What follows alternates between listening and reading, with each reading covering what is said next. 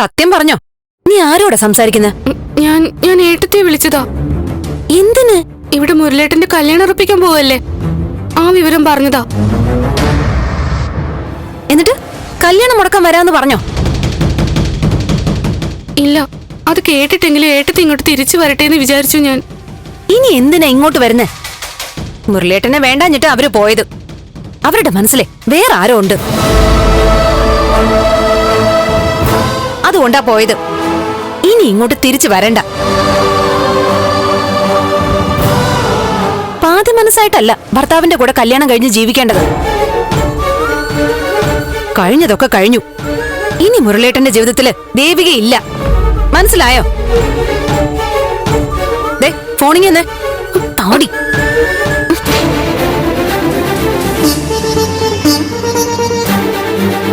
പോയിരുന്ന് പഠിക്കടി അങ്ങോട്ട്.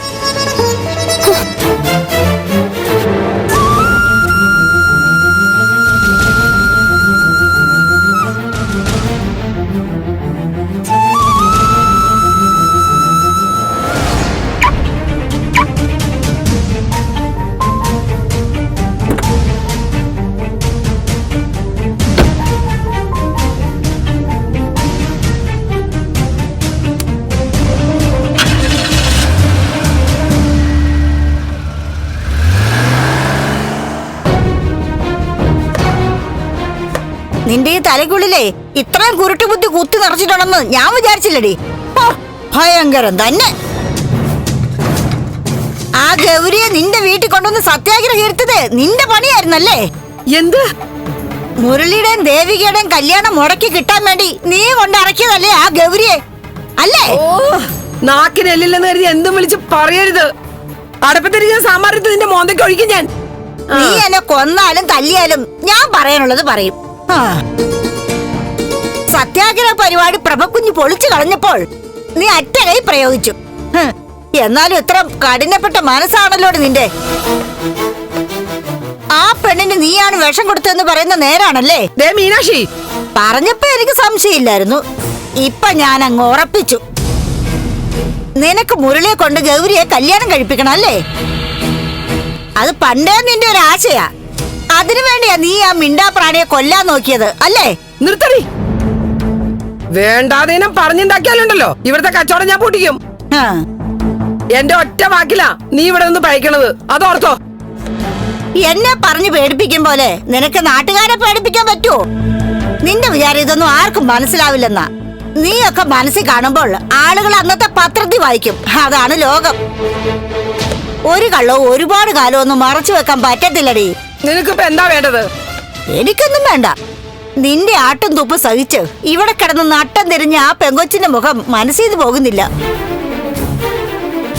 നീ ചീത്ത വിളിച്ചാൽ എതിർത്തൊരു വാക്കുപോലും പറയാതെ അന്തം വിട്ട് നിൽക്കുന്ന പോലെ ആ പെങ്കൊച്ചിന്റെ ഒരു നിൽപ്പുണ്ട്. പലപ്പോഴും നിനക്കിട്ടൊന്ന് പൊട്ടിച്ചാലോന്ന് ഞാൻ ആലോചിച്ചിട്ടുണ്ട്. ഓഹോ, എന്നിട്ട് എന്തിനാണ് ഈ വേണ്ടാന്ന് വെച്ചത്? അവക്ക് വേണ്ടി നിനക്ക് എന്നെ തല്ലായിരുന്നില്ലേ? എനിക്കതിനുള്ള ആരോഗ്യം ഇല്ലാതായിപ്പോയി. പക്ഷെ നീ പേടിക്കണ്ട, ഒട്ടും താമസിക്കാതെ നിനക്കത് എവിടെന്നെങ്കിലും കിട്ടും. ഞാൻ വാങ്ങിച്ച് വരവ് വെച്ചോളാം. നീ പണി വല്ലതും ചെയ്യാനുള്ള ഉദ്ദേശമുണ്ടോ? അല്ലെങ്കിൽ പോയിട്ട് കുറച്ചു ദിവസം കഴിഞ്ഞ് വിളിക്കുമ്പോ വന്നാ മതി. ഇവളല്ലേ ഇവിടുത്തെ കൊച്ചമ്മ. ചെല്ല്. നിനക്കേ എന്നെ പറഞ്ഞ് നല്ല വഴിക്ക് നടത്താനേ നേരമുള്ളൂ. പണിയെടുക്കാൻ ഇപ്പൊ തീരെ സമയം കിട്ടുന്നില്ലല്ലോ. നിർത്തിക്കോ, മാറങ്ങോട്ട്. നീ എന്നെ പറഞ്ഞു വിട്ടാൽ വേറെ എവിടെയെങ്കിലും എന്തെങ്കിലും പണി എനിക്ക് കിട്ടും. അത് പറഞ്ഞ് നീ എന്റെ വായ അടപ്പിക്കണ്ട. ചത്ത് ജീവിക്കുന്ന ഒരു പെങ്കൊച്ചിന്റെ വായിലേക്കാ നീ മണ്ണ് വാരിയിട്ടത്. ഇത്രയും കാലം അവന്റെ കൂടെ പുറത്ത കാര്യം മറന്നിട്ട് നീ അവനെ കൊണ്ട് ഗൗരിയെ കല്യാണം കഴിപ്പിച്ചാൽ ഭാർഗവി, നീ അതിന് ദുഃഖിക്കും. 2 പെൺകുട്ടികളുണ്ട് നിനക്കും, ഓർത്തോ.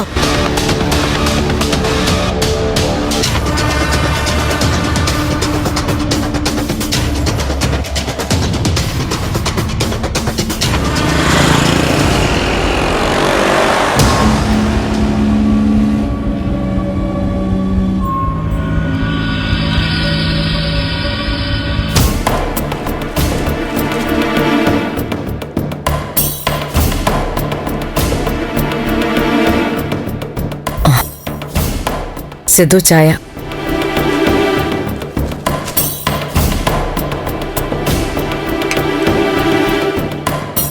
സിദ്ധു അറിഞ്ഞോ? മുരളിയുടെയും ഗൗരിയുടെയും കല്യാണം ഏതാണ്ട് ഉറപ്പിച്ച മട്ട. ഇതിപ്പോ കാര്യങ്ങൾ വളരെ ഫാസ്റ്റ് ആണല്ലോ. അവരിങ്ങോട്ട് പ്രപ്പോസ് ചെയ്താണോ? അല്ല, ഭാർഗവി പോയി സംസാരിച്ച് ഉറപ്പിച്ചതാ. അപ്പോ ദേവിയുടെ കാര്യം എങ്ങനെ? അവളിവിടെ മുരളിയുടെ വീട്ടിൽ വന്ന് കുറച്ചു കാലം താമസിച്ചു എന്നല്ലാതെ വിവാഹമൊന്നും നിയമപരമായിട്ട് നടത്തിയിട്ടില്ലല്ലോ. അമ്പലത്തിൽ വെച്ച് താലി കെട്ടി കൊണ്ടുപോകുന്നതല്ലേ? അതിനെന്താ തെളിവ്? അമ്പലത്തിലെ രജിസ്ട്രി കാണും. അവരെവിടുന്ന് സർട്ടിഫിക്കറ്റും കൊടുക്കും. ഓ, അതിന് നിയമപരമായിട്ട് വലിയ വാല്യൂ ഒന്നുമില്ല. പിന്നെ അവളെ ആരും പറഞ്ഞു വിട്ടതല്ലല്ലോ, മുരളിയെ ഉപേക്ഷിച്ചു പോയതല്ലേ. ഇനി അവളെ കാത്തിരിക്കേണ്ട കാര്യമൊന്നും മുരളിക്കില്ലല്ലോ. കുറച്ചു ദിവസമാണേലും അവര് ഭാര്യ ഭർത്താക്കന്മാരെ പോലെ ജീവിച്ചല്ലേ? അവരിതുവരെ ഒരു ദിവസം പോലും ഒരുമിച്ച് കഴിഞ്ഞിട്ടില്ല. അത് തനിക്ക് ഉറപ്പാണോ? അതെ. അത് പിന്നെ മാറ്റി പറയരുത്. എന്തിന്? എനിക്ക് വ്യക്തമായിട്ട് അറിയാവുന്ന കാര്യമാണ്. അവര് തമ്മിലുള്ള വിവാഹ സർട്ടിഫിക്കറ്റ് വാല്യൂ ഇല്ലെന്ന് നാം പറഞ്ഞില്ലേ? പറഞ്ഞു. എന്താ ഇങ്ങനെ എടുത്തു ചോദിക്കുന്നത്? പറഞ്ഞതെന്ന് ഉറപ്പിച്ചതാ. അപ്പോ മുരളിയും ദേവികയും തമ്മിലുള്ള വിവാഹം, കുറച്ചുനാൾ ഭാർഗവിയുടെ വീട്ടിലെ താമസം, ഇവിടുത്തെ അടുക്കളപ്പണി, പിന്നെ എല്ലാരും ചേർന്ന് നടത്താൻ ശ്രമിച്ച വിവാഹ ആഘോഷം, ആത്മഹത്യാ ശ്രമം, ഇത്രയൊക്കെ ഡിലീറ്റ് ചെയ്ത് കളഞ്ഞ ദേവിക മംഗലശ്ശേരിയിൽ ജനിച്ചു വളർന്ന് ബാംഗ്ലൂരിൽ എഞ്ചിനീയറിംഗ് പഠിക്കാൻ പോയ ഒരു പെൺകുട്ടി മാത്രമാവും അല്ലേ? എന്നുവെച്ച വിവാഹമോ വിവാഹ ജീവിതമോ തുടങ്ങിയിട്ടില്ലാത്ത ഒരു നിഷ്കളങ്കയായ പെൺകുട്ടി. അവര് തമ്മിലൊരു ഭാര്യാഭർത്തൃ ബന്ധം ഉണ്ടായിട്ടില്ലെന്നാണ് എന്റെ അറിവ്. മതി, അത്രയും മതി. ഇതൊക്കെ ഇപ്പോഴെങ്കിലും പറയാൻ പ്രഭയ്ക്ക് തോന്നിയല്ലോ. അതേതായാലും നന്നായി. ശരി, ഞാൻ ഇറങ്ങട്ടെ.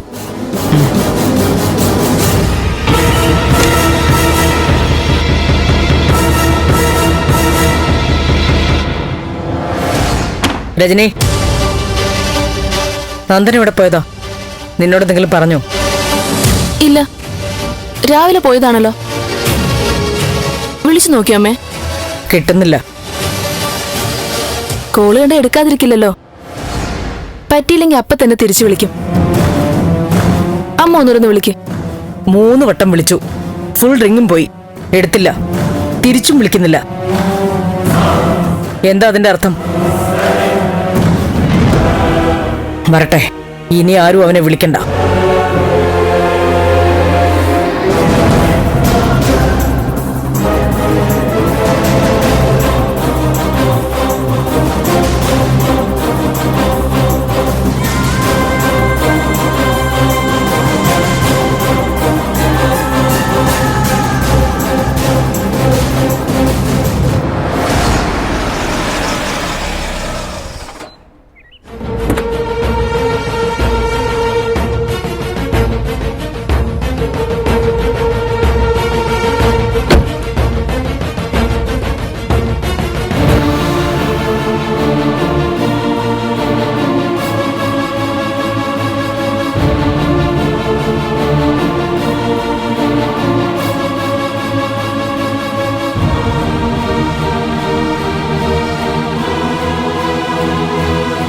മോനെ, അകത്തേക്ക് കയറിയിരിക്കെ.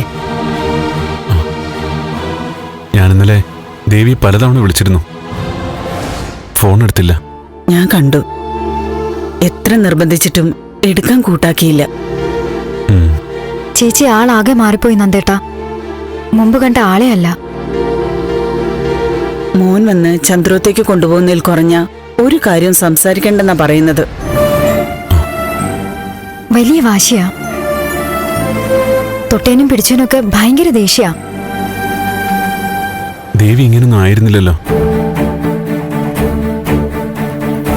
ഇങ്ങനെ മാറിപ്പോയതിന്റെ കാരണക്കാരൻ ഞാൻ മാത്രമാ. അങ്ങനെയൊന്നും ചിന്തിക്കണ്ട. നല്ലൊരു ജീവിതം കൊടുക്കാൻ വേണ്ടി തന്നെയാ മോൻ അവളെ വിളിച്ചോണ്ട് പോയത്. ഇത് ഇങ്ങനെയൊക്കെ ആയിത്തീരുമെന്ന് ആരെങ്കിലും കരുതിയതാണോ? കാർത്തികേയൻ വല്ലതും പറഞ്ഞു? അയാളെ സൂക്ഷിക്കണം. ഞങ്ങൾ സ്ട്രോങ് ആയിട്ട് പിന്നാലെ തന്നെ ഉണ്ടെന്ന് അറിയാവുന്നതുകൊണ്ട് ഓർക്കപ്പുറത്താവും അയാൾ ഓരോന്ന് ചെയ്യാ. കരുതി തന്നെ ഇരിക്കണം. ഞങ്ങളെ ഇവിടെ കൊണ്ടാക്കിയിട്ട് പോയതാ, പിന്നെ വന്നിട്ടില്ല. അച്ഛനോടായിരുന്നു സംസാരം. വല്ലതും തീരുമാനിച്ചിട്ടുണ്ടോന്ന് അറിയില്ല. മോൻ വന്നിട്ടുണ്ടെന്നറിഞ്ഞ ഉടനെ ഇവിടെ എത്തും. പിന്നെ വഴക്കും ബഹളാവും. അറിയാതിരുന്നാ മതിയായിരുന്നു. വന്നാലിപ്പോ എന്താ? എന്തിനാ നിങ്ങൾ അയാളെ ഇങ്ങനെ പേടിക്കുന്നേ? അച്ഛൻ അയാൾക്ക് കുറെ കാശ് കൊടുക്കാനുണ്ട് നന്ദേട്ടാ. അതാ അയാൾ ഇങ്ങനെ ഇവിടെ കയറി അധികാരം കാണിക്കുന്നേ. കൊടുക്കാനുള്ളത് എത്രയെന്ന് വെച്ചാ ഒന്ന് ചോദിച്ചറിഞ്ഞു വെക്കേ. അത് നമുക്ക് തീരുമാനം ഉണ്ടാക്കാം. പിന്നെ ശല്യം ഉണ്ടാവില്ലല്ലോ. ഏയ്, അതൊന്നും വേണ്ട മോനെ. എത്ര കൊടുത്താലും ആ കണക്ക് തീരില്ല. ആ, എല്ലാം മാധവേട്ടന്റെ പിടിപ്പുകേടാ. ഒപ്പിട്ട് വാങ്ങിച്ചിട്ടുള്ള ഒത്തിരി കടലാസുകൾ കാർത്തികേയന്റെ കയ്യിലുണ്ട്. നേരെ ചൊവ്വയുള്ള ആളുകളാണെങ്കിലല്ലേ കാശ് കിട്ടിയ എല്ലാം തിരിച്ചു ഇടപാട് അവസാനിപ്പിക്കൂ. ഇയാൾക്ക് ഇവിടെ കയറി ഇറങ്ങണമല്ലോ. അമ്മ പേടിക്കണ്ട. ഇതൊക്കെ നമുക്ക് നിസ്സാരമായിട്ട് കൈകാര്യം ചെയ്യാവുന്ന കാര്യമുള്ളൂ. ആദ്യം ദേവിയുടെ പ്ലാൻ എന്താണെന്നറിയട്ടെ. ശരി, ദേവിന്ന് വിളിക്കാവോ? ചേച്ചി. ചെല്ലുമോളെ.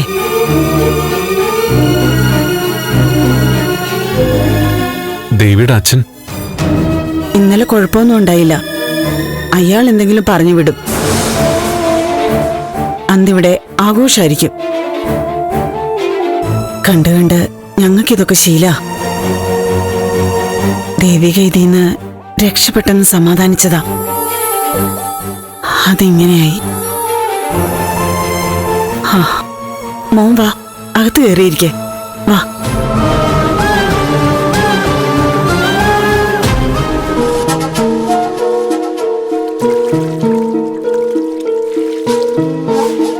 ചേച്ചി. എന്താ? അവിടെ നന്ദേട്ടൻ വന്നിട്ടുണ്ട്. എന്താ വിശേഷിച്ച്? ചേച്ചിയോട് സംസാരിക്കാൻ. വേറെന്തിനാ നന്ദേട്ടൻ വരുന്നേ? ചേച്ചിയെ വിളിച്ചോണ്ട് ചെല്ലാൻ പറഞ്ഞു. എന്നെ ചന്ദ്രത്തേക്ക് കൊണ്ടുപോകാനല്ലോ, വെറുതെ സംസാരിച്ചിട്ട് പോകാനല്ലേ വന്നത്. എനിക്ക് താല്പര്യമില്ല. എന്തിനാ വന്നേന്ന് ഞാൻ ചോദിച്ചില്ല. ചേച്ചി ഇപ്പൊ ചോദിച്ച കാര്യം അമ്മ നന്ദേട്ടനോട് പറഞ്ഞു. ചേച്ചി ആ സ്റ്റാൻഡിൽ തന്നെ ഉറച്ചു നിൽക്കുവാണെന്നും പറഞ്ഞു. മറുപടി എന്തായിരുന്നു? പതിവ് പോലെ പിന്നെ എല്ലാം ശരിയാക്കാന്നായിരിക്കും അല്ലേ? ഒന്നും പറഞ്ഞില്ല. ചേച്ചി ഒന്ന് സംസാരിച്ചു നോക്ക്. എന്താ ഉദ്ദേശമെന്ന് ചേച്ചിയോട് പറയുമായിരിക്കും. കൊണ്ടുപോകാനാണ് വന്നതെങ്കിൽ അത് ആദ്യം അമ്മയോട് പറയട്ടെ. ഞാൻ വരാം. അല്ലെങ്കിൽ എനിക്ക് കാണണ്ട. ഇത്ര ദൂരം വന്നേല്ലേ ചേച്ചി? എന്തൊക്കെയായാലും ചേച്ചി നന്ദേട്ടനെ ഒന്നൊന്ന് കാണ്. പറയാനുള്ളത് മുഖത്ത് നോക്കി തന്നെ പറയാലോ. അത് നല്ല വൃത്തിയായിട്ട് ഞാൻ പറഞ്ഞിട്ടുണ്ട്. ആവർത്തിക്കേണ്ട ആവശ്യമൊന്നുമില്ല. ചേച്ചി ഇത് ശരിയല്ല കേട്ടോ. പിണക്കി അയച്ചാ നന്ദേട്ടൻ ഇനി ഇങ്ങോട്ട് വന്നില്ലെങ്കിൽ എന്ത് ചെയ്യും? എനിക്ക് പ്രശ്നമല്ല. അങ്ങനെ ഒരു അവസ്ഥ വരുമെന്ന് പ്രതീക്ഷിച്ച് തന്നെയാ ഞാൻ ഇവിടെ നിൽക്കുന്നത്. പിന്നെ എന്ത് വേണമെന്ന് ഞാൻ തീരുമാനിച്ചിട്ടുണ്ട്.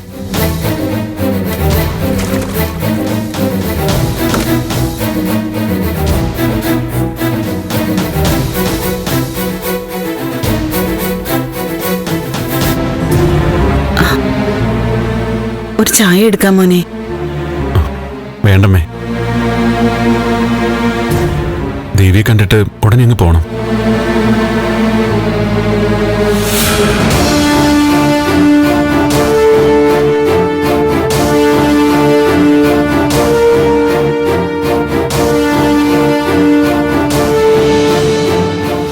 ചേച്ചി ഇത് വലിയ പ്രശ്നമാകും. ചേച്ചിയെ കാണാതെ നന്ദേട്ടൻ ഇവിടുന്ന് പോവില്ല.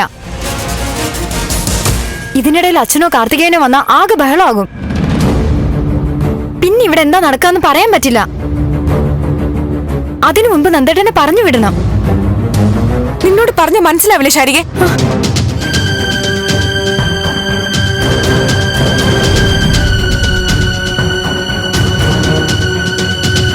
ചേച്ചി വന്നൊന്ന് സംസാരിക്ക് പ്ലീസ്. ദേശാരി നിർത്തിക്കോ. വെറുതെ എന്റെ പിറകെ നടന്ന് നിർബന്ധിക്കണ്ട. എനിക്ക് കാണണ്ടെന്ന് പറഞ്ഞാൽ കാണണ്ടെന്ന് തന്നെ അർത്ഥം. മനസ്സിലായില്ലേ?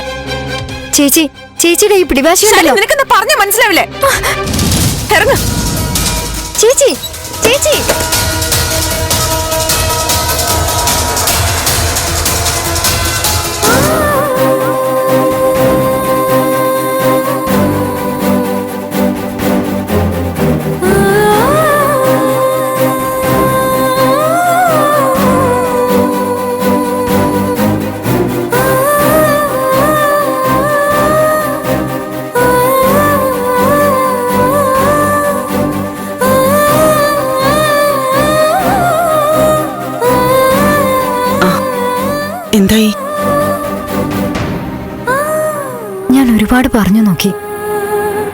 ചേച്ചി മുറി കയറി വാതിലടച്ചു.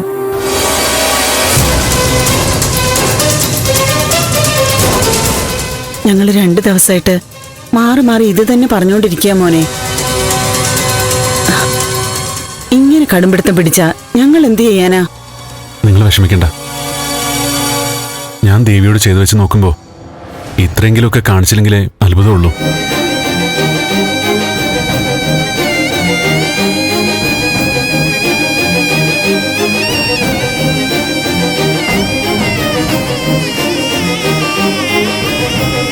ഞങ്ങൾ ആര് വിളിച്ചാലും വരുമെന്ന് തോന്നുന്നില്ല.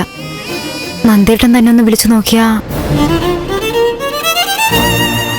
ശരിയാ, മോൻ വിളിച്ചാ ചിലപ്പോ.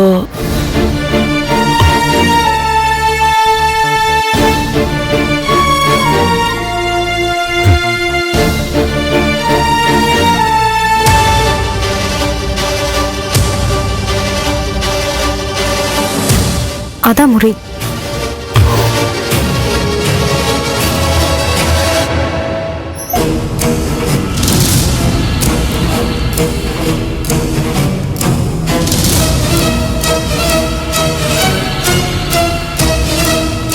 ദേവി,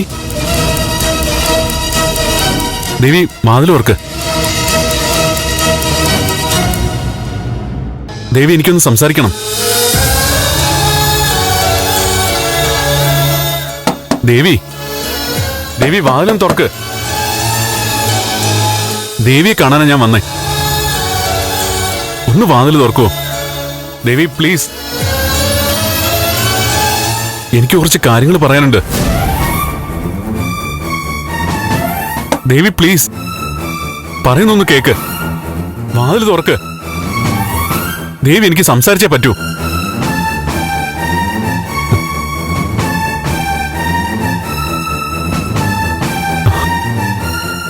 ഞാൻ ഇന്നലെ ഫോൺ ചെയ്തിരുന്നല്ലോ, എന്താ എടുക്കായിരുന്നേ?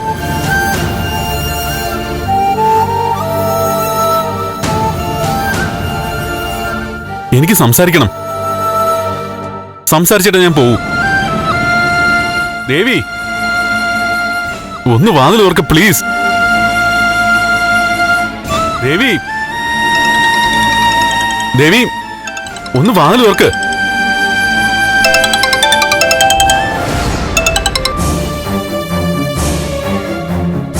അമ്മേ,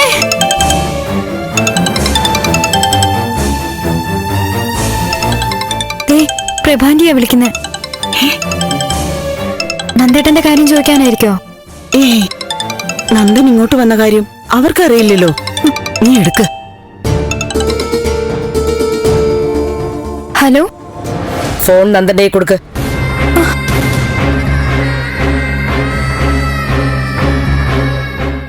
നന്ദേട്ടൻ ഇവിടെ. സംസാരം വേണ്ട, ഫോൺ കൊടുക്ക്.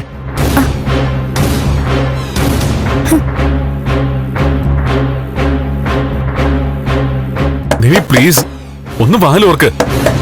ദേവി. നന്ദേട്ടാ, നന്ദേട്ടനാ ഫോൺ. ആര്? നന്ദേട്ടന്റെ അമ്മയാ. വേണ്ട.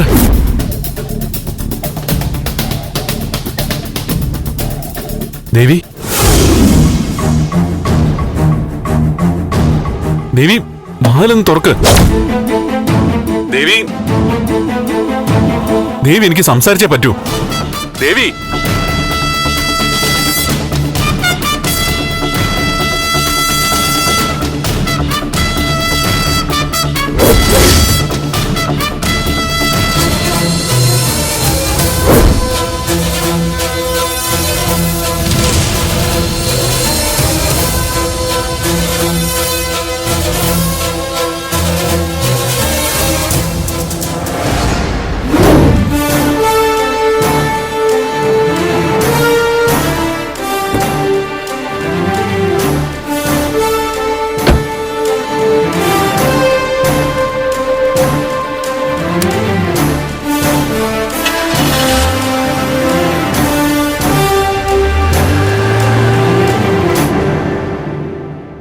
ദേവി, എനിക്കൊന്ന് സംസാരിക്കണം. വാതിൽ തുറക്ക് ദേവി. ദേവി ഒന്ന് തുറക്ക് പ്ലീസ്. ദേവി. ഇനി മോനെ അവളെ വിളിക്കണ്ട. അവളത് തുറക്കില്ല. അത് മോനോടുള്ള വെറുപ്പ് കൊണ്ടല്ല, ഇഷ്ടം കൊണ്ട് തന്നെയാ. നേരിട്ട് കണ്ട എന്തെങ്കിലുമൊക്കെ മോന്റെ മുഖത്ത് നോക്കി പറഞ്ഞു പോയാലോ എന്ന് പേടിച്ചിട്ടാ എന്റെ മോള്.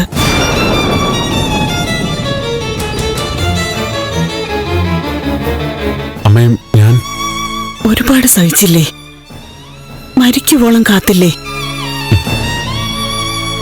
എന്നിട്ടും മോന് ദോഷായിട്ട് ഒരു വാക്കുപോലും അവൾ പറഞ്ഞില്ല. ഇപ്പൊ തിരിച്ചു കിട്ടിയ ജീവൻ അവളെ വല്ലാതെ ബുദ്ധിമുട്ടിക്കുന്നുണ്ട്.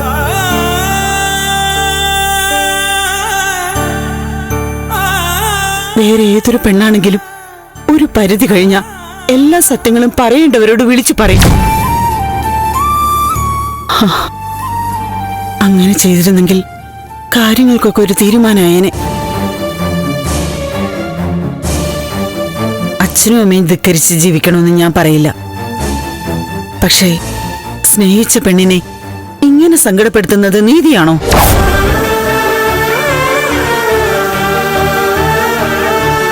മോൻ എന്നോട് പറ, എന്തിനാ ഇപ്പൊ ഇങ്ങോട്ട് വന്നത്?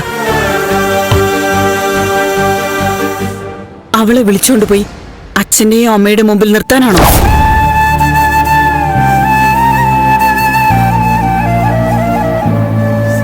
പറയേ, അതിനാണോ വന്നത്? ഞാൻ ദേവിയോടൊന്ന് സംസാരിച്ചിട്ട്.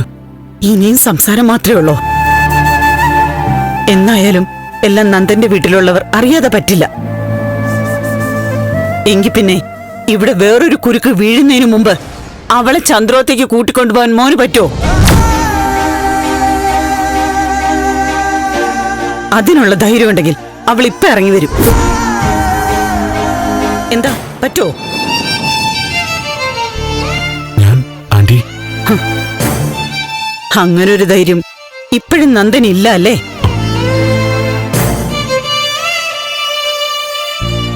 അപ്പൊ പിന്നെ മോന്റെ മുമ്പില് ഈ വാതില് തുറന്നതുകൊണ്ട് ഒരു കാര്യമില്ല. അത് മനസ്സിലാക്കിയിട്ടാ അവളത് തുറക്കാത്തത്.